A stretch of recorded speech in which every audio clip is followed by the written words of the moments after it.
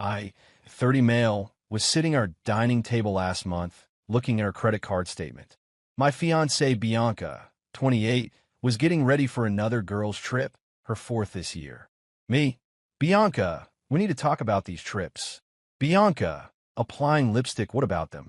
Me, this one to Miami is going to cost at least $3,000. That's $12,000 this year on girls' trips alone.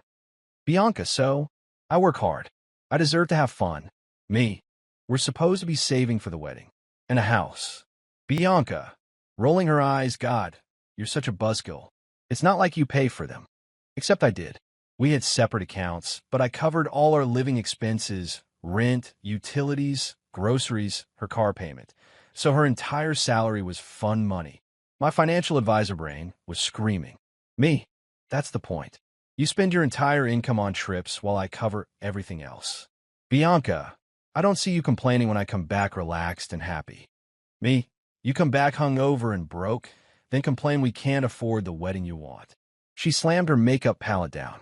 Bianca, what do you want me to do? Sit at home like some 1950s housewife. Me, I want us to be partners, to save together, to make decisions together. Bianca, my trips are non-negotiable. The girls and I have been doing this since college. Me, you're not in college anymore. We have responsibilities. Bianca, if you don't like it, then leave. She said it so casually, like threatening our 5-year relationship was nothing. Me, what? Bianca, you heard me. If you can't handle me having a life outside of you, then leave. Find some boring girl who'll stay home and clip coupons. Me, I'm not asking you to stay home.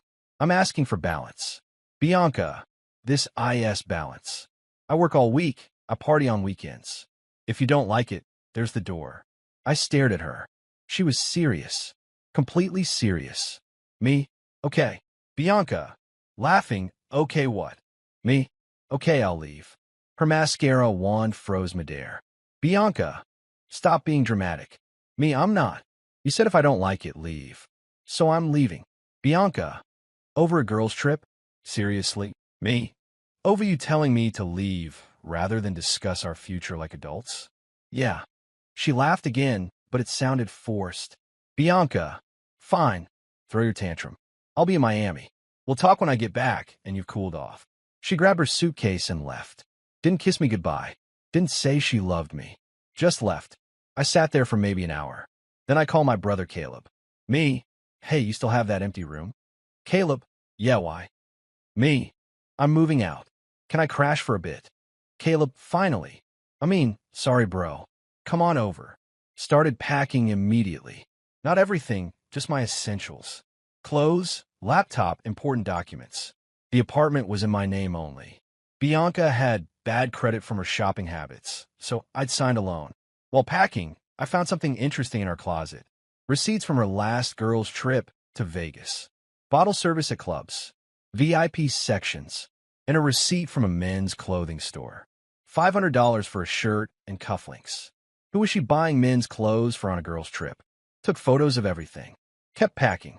By midnight, I was at Caleb's. Turned off my phone and went to bed. Woke up Saturday to 47 missed calls. All from Bianca's friends on the trip. Candace, where are you? Bianca's card got declined, right? I'd removed her authorized user status on my credit cards. She had her own cards, just like using mine for the points. Didn't respond. Blocked them all. Sunday afternoon, got a text for Bianca's number. WTF, Bradley? My card doesn't work. I'm stranded. Me, use your own cards. They're maxed. You know that. Me, then maybe you shouldn't be in Miami. This is financial abuse. Me, this is me leaving, like you suggested. She tried calling. I declined. You can't just abandon me in Miami. Me, I'm not. You abandoned our relationship when you told me to leave instead of compromising. I didn't mean it. Me, yes, you did. Radio silence for a few hours. Then, Perry is lending me money to get home. We're done when I get back. Perry, her gay best friend from college. The one who bought her expensive gifts and always happened to be at these girls' trips. Me, we're already done. And the apartment's in my name, so don't be surprised if her key doesn't work. Did I change the locks? No, that would be illegal. But she didn't know that. Update 1. The return. Monday morning, I took a personal day. Went to the apartment early, before she'd be back from the airport. Packed up all my stuff properly. Everything I'd bought, everything that was mine. Left her things untouched. Her closet of designer clothes that I now realized I'd indirectly paid for. Her makeup empire, her exercise equipment she never used. All there. But I took the TV, the gaming console, the kitchen appliances I'd bought, the coffee maker she needed every morning, the Wi-Fi router, even a shower head I'd installed that she loved. Petty? Maybe. Mine? Definitely. Left a note on the counter. Bianca, as suggested, I've left. Rent is paid through the end of the month. After that, it's your responsibility. Your belongings are untouched. My belongings are gone. Best of luck. Bradley also left something else. Printouts of the credit card statements. 3 years of girls' trips. Highlighted the totals. $47,000 in 3 years. Almost a down payment on a house. Went back to Caleb's and waited. 2 p.m. Where is everything? 2:03 p.m. You took the TV? Are you 12? 2:07 p.m. The Wi-Fi? 2:15 p.m. This is theft. I'm calling the police. 2:45 p.m. The police said you can take your own stuff. This is BS. 3:30 p.m. Bradley, please. Let's talk. 4 p.m. I'm sorry, okay? Didn't respond to any of it. Tuesday, she tried a new approach. Showed up at my office. Receptionist called. Mr. Bradley? There's a Bianca here to see you. Me. I'm in meetings all day. Please tell her to email me if it's business related. Watch from the window as security escorted her out. She was yelling something about 5 years. Wednesday, the mutual friend started reaching out. Bianca says you abandoned her in Miami. Did you really change the locks? This seems extreme. I copy-pasted the same response to all of them. Bianca told me to leave if I didn't like her lifestyle. I left.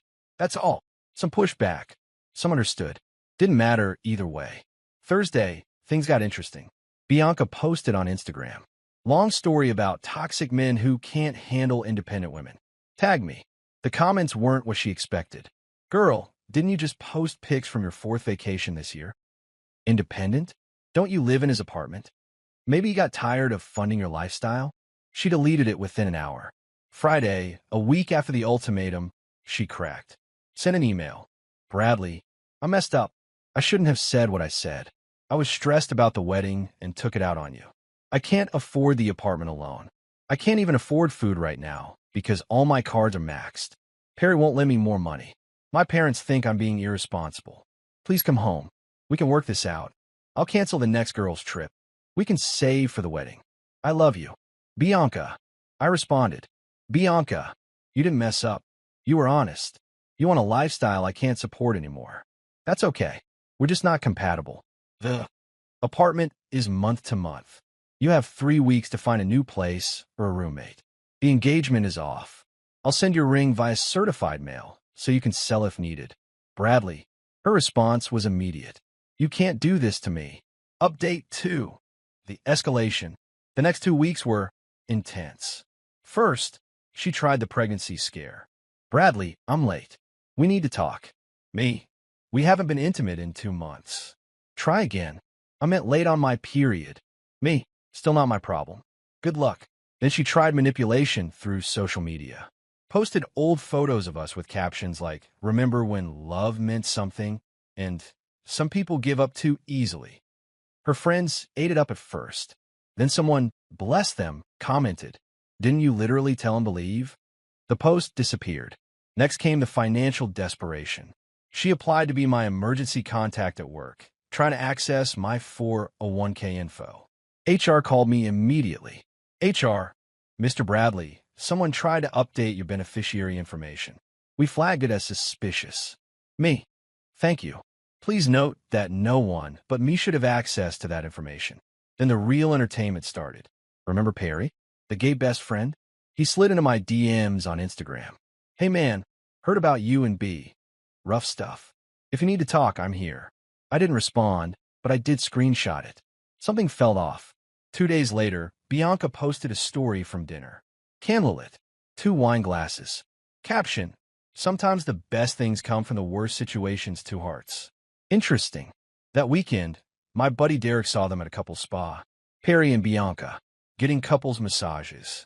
Very platonic, I'm sure. Derek. Dude, isn't Perry supposed to be gay? Me supposed to be. Derek. They were making out in the lobby. Everything clicked. The men's clothes in Vegas. Perry always being on girls' trips. The expensive gifts. He wasn't gay. He was her side piece, funded by my money. I wasn't even mad. Just relieved. My decision was right. But then she made a crucial mistake. She used the apartment for a party. Posted it all over social media. New beginnings themed. Trashed the place. The landlord called me. Mr. Bradley, I've received multiple noise complaints about your unit. Me, I haven't lived there in 2 weeks. My ex-fiancée is there until month's end. Landlord, she's not on the lease. I need this resolved. Me, I'll handle it. Sent Bianca one text. You have 48 hours to vacate the apartment. You violated the lease terms with your party. This is your formal notice. She exploded. You can't evict me. I have rights. Perry's dad is a lawyer. Me, great. Have him explain tenant rights for non-leaseholders who violate noise ordinances. Monday morning, I met the landlord at the apartment with Caleb as witness. Bianca was gone, but the place was a disaster. Broken wine bottles, stains on the carpet, cigarette burns on the countertop. Landlord, this is extensive damage. Me, send me the bill. I'll pursue her for it. Took photos of everything. The final bill? $3,200 in damages. Final update, the aftermath. It's been 2 months since I left. Here's where everyone ended up. Me, I'm good. Better than good. Living with Caleb temporarily, but looking at buying a small condo. Without Bianca's spending, I can actually afford it. Started dating a woman from my cycling group. She insists on splitting dates. It's refreshing. Work's been great. Without the stress of Bianca's drama, I've been killing it. Got assigned to lead a major project. Bianca, for what I hear through mutual friends, it's been rough. Perry turned out to be married. His wife found out about Bianca when she posted from their spa day. He ghosted Bianca immediately. She couldn't find a roommate who wants to live with someone who throws parties that cause $3,000 in damage. Had to move back with her parents in the suburbs. Without my credit cards, she couldn't maintain her lifestyle. No more girls' trips. No more designer shopping sprees. Her Instagram went from glamorous travel posts to motivational quotes about growth and finding yourself. The friend group imploded when they found out about Perry. Turns out, she'd been bringing her gay best friend on girls' trips for 2 years. The girls felt betrayed and stupid. The legal stuff, she never paid for the apartment damages. I took her to small claims court. Won easily with all the documentation.